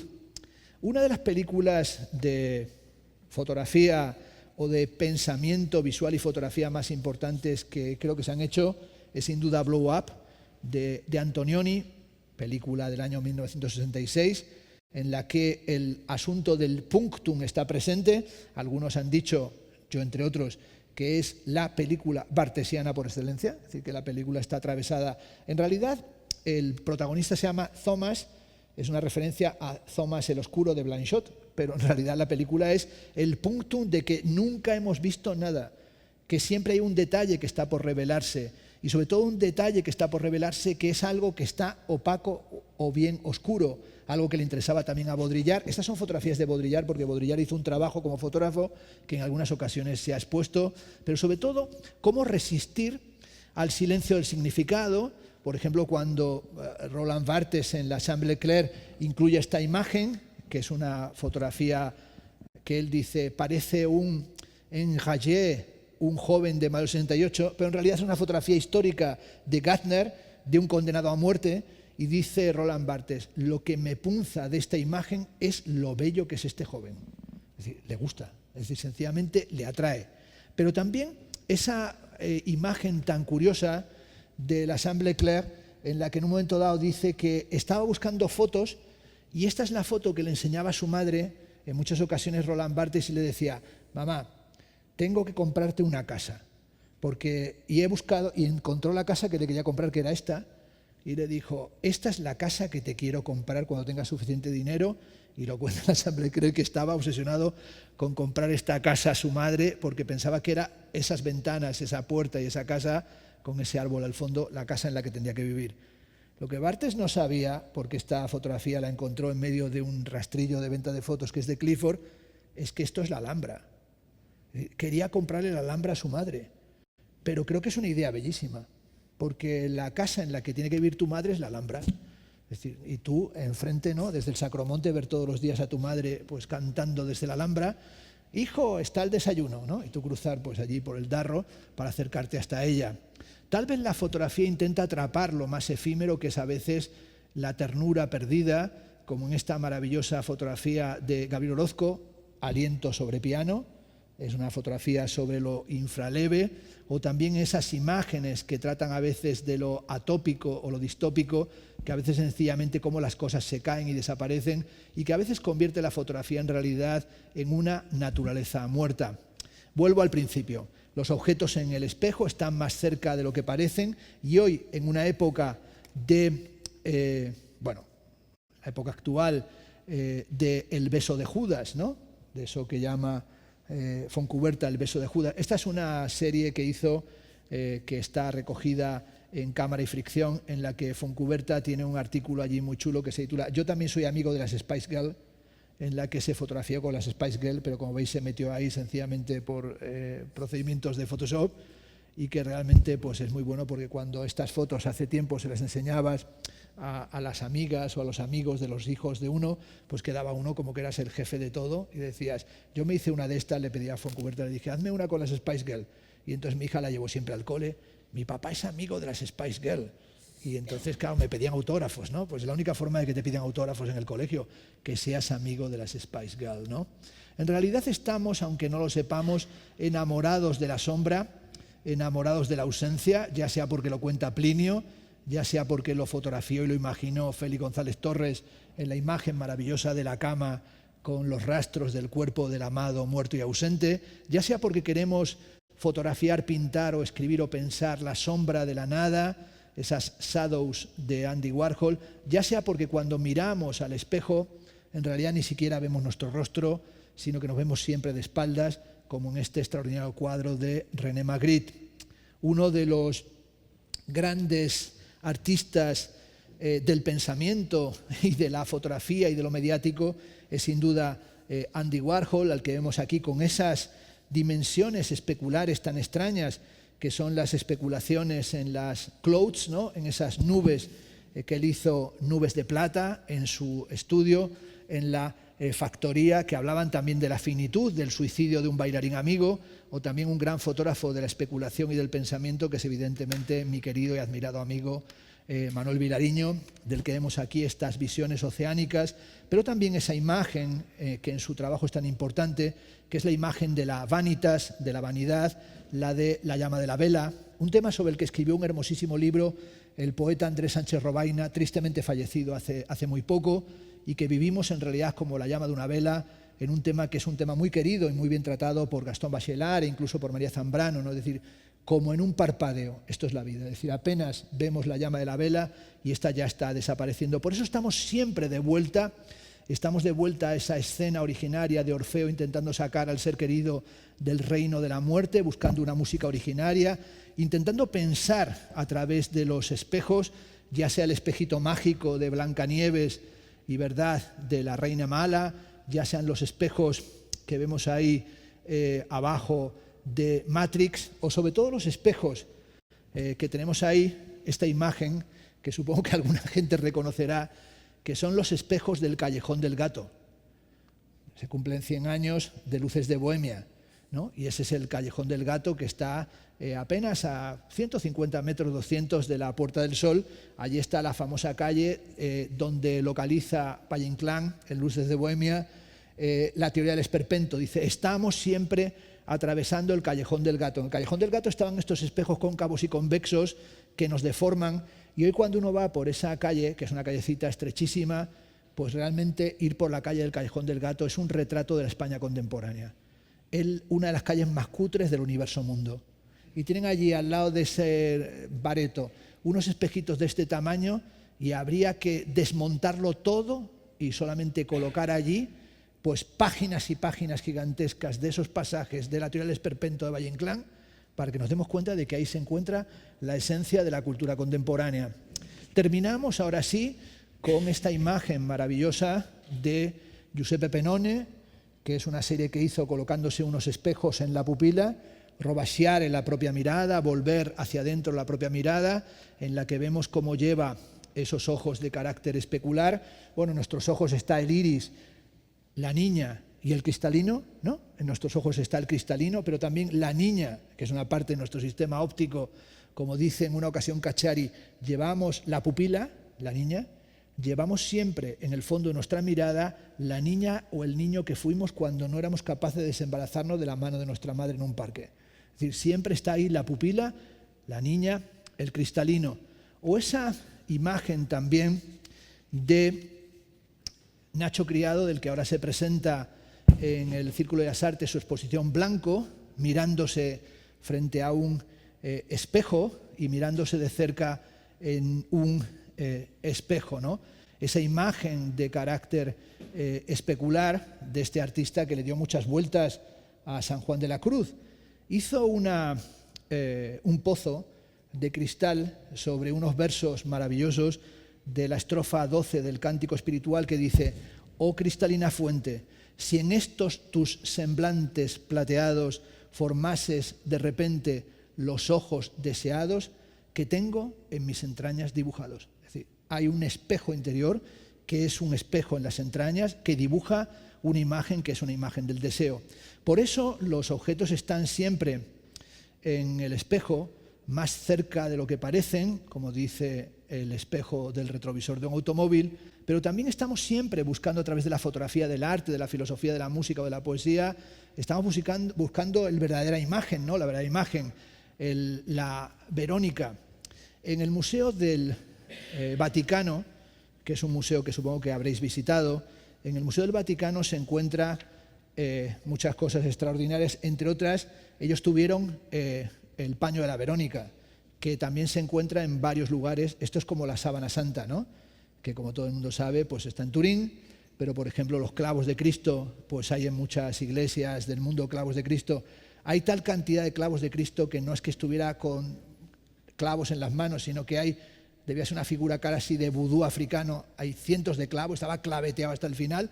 Hay tanta madera de trozos de la cruz que dijeron, se podían construir transatlánticos con la madera de la cruz, ¿no? Pero bueno, tenemos también el mantel de la Santa Cena, que se encuentra, como todo el mundo sabe, en la Catedral de Coria, el cáliz, ¿no? el Grial que todo el mundo busca, ¿no? ¿Verdad? Vimos ahí cómo lo buscaban desesperadamente Indiana Jones, pero el Grial está en la Catedral de Valencia, con lo cual no había hacía falta buscarlo. Es decir, si uno, es que hay muchas veces que hay chorradas, lo fueron a buscar por aquí por allá y está en la Catedral de Valencia. Bueno, pues ver ahí con la Verónica, por ejemplo, está en la Catedral de Jaén, una de ellas, el Mandilón, ¿no? Pues el Museo del Vaticano conserva el marco porque lo robaron hace años la Verónica, y este es el marco de la Verónica, que me encanta esta foto en la que salgo yo, que es horrible, pero que es este marco que lo tiene así colocado sobre el borde, sobre el vértice, y es un marco con el cristal roto. Es decir, el marco de la Verónica es un cristal fracturado, como si fuera el Grand Verre de Duchamp, como si anticipara el Grand Verre. Es decir, es un espejo fracturado que deforma tu identidad. Las 3 últimas imágenes de verdad. Hace muy poco el Museo del Prado presentó una exposición extraordinaria, Afinidades desveladas, en la que presentó por vez primera en el Museo del Prado un cuadro, verdaderamente extraordinario, que está en el Museo de Lille. Apenas lo prestan, es decir, que sale muy pocas veces de Lille y por tanto se pudo ver ahora. El cuadro no puede ser mejor. Lo llaman Las Viejas, bueno, horrible título, pero vemos en ella una mujer muy mayor, vestida, acicaladísima, con sus joyas, a la que otra mujer con aspecto cadavérico representando una alcahueta, le está mostrando un espejo. Lo que le está mostrando es un espejo. Y en ese espejo pone ¿qué tal? ¿No? Como ¿qué tal se me ve? ¿No? Es decir, lo que vemos es que le está mostrando un espejo. Y por encima está esa figura con un escobón que es Saturno. Que Saturno, ¿verdad? En Goya, ¿no? Saturno devorando a sus hijos. Aquí está quitando la vanidad. Con un escobón se está llevando por medio la vanidad de esa vanidad de vanidades, que es intentar mantener la belleza en el espejo. Este que sale aquí es Sigmar Polke. Como veis, delante del cuadro se ve fatal. El cuadro de allí es el cuadro de Las Viejas en el Museo de Lille, con este abrigo de piel. Se autofotografió fotografiando las viejas de Lille, porque dice que desde el momento que lo vio le impresionó ese cuadro. Y pensó, aquí hay algo raro en este cuadro. Aquí hay algo raro. Lo fotografió en los 80. Vino a Madrid, pasó un montón de tiempo viviendo en Madrid, estudiando sistemáticamente la obra de Goya. Y no dejaba de pensar en este cuadro de Lille porque pensaba, ahí hay algo raro. Al cabo de un tiempo volvió a Lille, donde habían hecho una restauración, habían intentado restaurar el cuadro, y para hacer la restauración habían hecho una radiografía del cuadro, y por lo tanto vieron los petimenti de Goya. Pero se encontraron con la sorpresa de lo que había visto sin verlo, había intuido a través de la fotografía el propio Sigmar Polke. Es que ahí había algo raro y pasaba algo extraño en el cuadro.